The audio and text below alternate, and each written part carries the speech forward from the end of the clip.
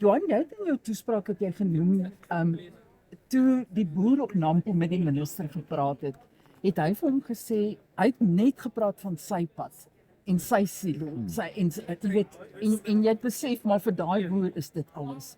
Maar kom ons kyk nou 'n bietjie, as ons nou 'n data-gedrewe projek het, en sê nou maar daai boer se pad word nie geprioritiseer volgens die groot data nie.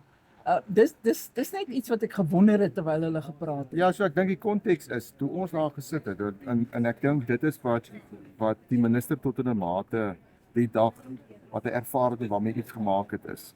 Vir die boer wat daar sit, is dit so belangrik om sy pad reg te hê, om uiteindelik te kan produseer en by te dra tot voedselsekerheid, dat hy beskryf sy pad en hy praat oor sy pad. Die mooi was dat die minister dit opgetel het en gesê het, maar weet jy, ons moet iets doen aan die Vrystaat.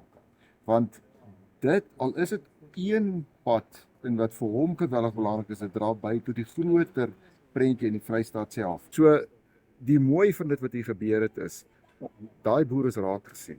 En sy raak sien, het 'n sleutel oopgemaak en 'n deur oopgemaak tot soveel meer as net dit wat daar op sy plaas gebeur. Dink daaroor, dat boere die Vrystaat het beskryf wat sy probleem is, en hulle het eers gegaan en gesê, maar kom ons gaan en ons doen dan hierdie projek vir die Vrystaat, maar ons doen dit met die oog om Suid-Afrika op 'n ander manier te sien, uit 'n landboulens.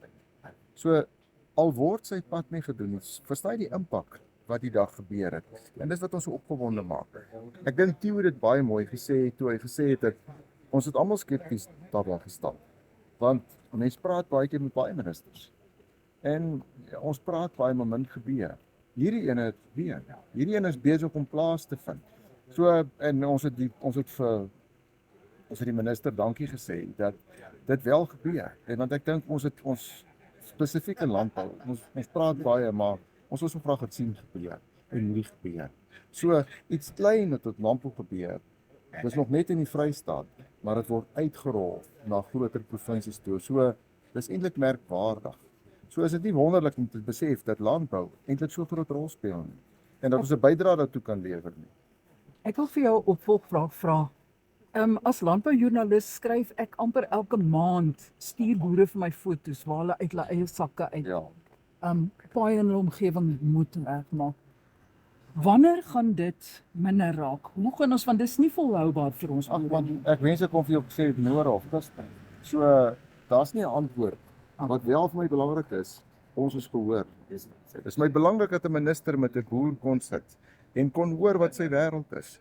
En dat die minister gesê het, maar luister, ons moet iets aantrend doen. Kom ons begin. So, vir my is dit ons het 'n oop deur. Vir my is dit, ek en Theo sit nou op 'n raad om hulle te adviseer uit landbou uit. En te sê, maar wat is landbou se impak in Suid-Afrika? Op grond van die gesprekke wat ons met hulle gehad het. So, om jou vraag te antwoord, ek hoop en dit wens so vinnig as moontlik. Maar weet jy, dit voel vir my, ons het 'n geleentheid om deelnemend te wees in besluitneming in Suid-Afrika. En wat is die eerste ding? Om ons storie te vertel. Om te vertel wat se impak dit wel het op landbou.